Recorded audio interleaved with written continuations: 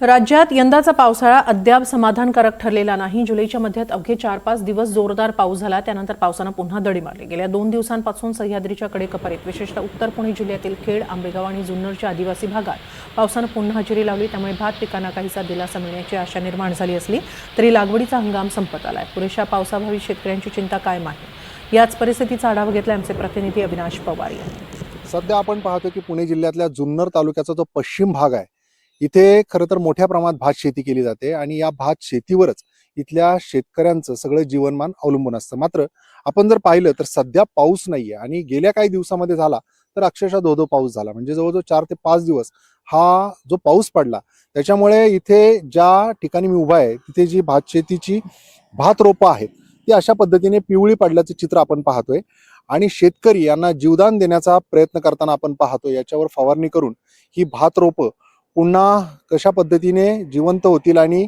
ह्या भात रोपांची लागवड करण्यायोग्य किंवा जी आवनी योग्य आहेत ती व्हावीत या दृष्टिकोनातून शेतकरी प्रयत्न करताना आपल्याला दिसत आहेत। अशीच परिस्थिती केवळ ह्या शेतकऱ्याचीच आहे असं नाही, तर ह्या भागातल्या आदिवासी शेतकऱ्यांमध्ये अशाच पद्धतीचं हे संपूर्ण चित्र आपल्याला पाहायला मिळतंय।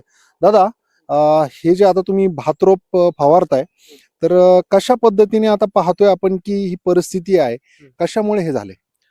ये ना जास्ती पाऊस झाल्यामुळे झालेलं आहे। अति पाऊस झाला आणि एकदम अचानक झाल्यामुळे झालेलं आहे हे। त्याच्यामुळे भाताचे रोप आहेत ना पिवळी पडले।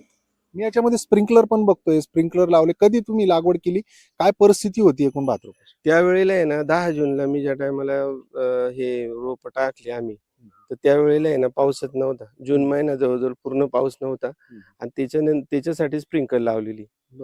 पण आता ही कोणती जात आहे, कशा पद्धतीने आता भात रोप जगतील का?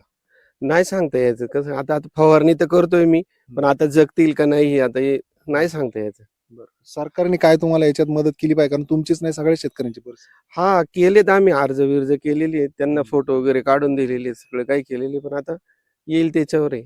शेतकरी हा खरं तर आपल्या कष्टाने अशा पद्धतीने शेती पिकवण्याचा प्रयत्न करतो, ही जगवण्याचा प्रयत्न करतो। मात्र निसर्गाचं जे संकट आहे ते काही संपत नाही। एकदा अशी परिस्थिती होते की पाऊसच होत नाही, झाला तर अतिवृष्टी होते। या सगळ्यामुळे कुठेतरी शेतकरी संकटात सापडल्याचं चित्र पाहायला मिळतंय आणि तोच त्याच्यामुळे सरकारकडे मदतीची याचना देखील करतोय। आता पुढच्या काळामध्ये शेतकऱ्यांचं हे संकट दूर करण्यासाठी कशा पद्धतीने प्रशासन पुढे येते हे पाहणं देखील तितकंच गरजेचं असणार आहे। अविनाश पवार, NDTV मराठी, जुन्नर, पुणे।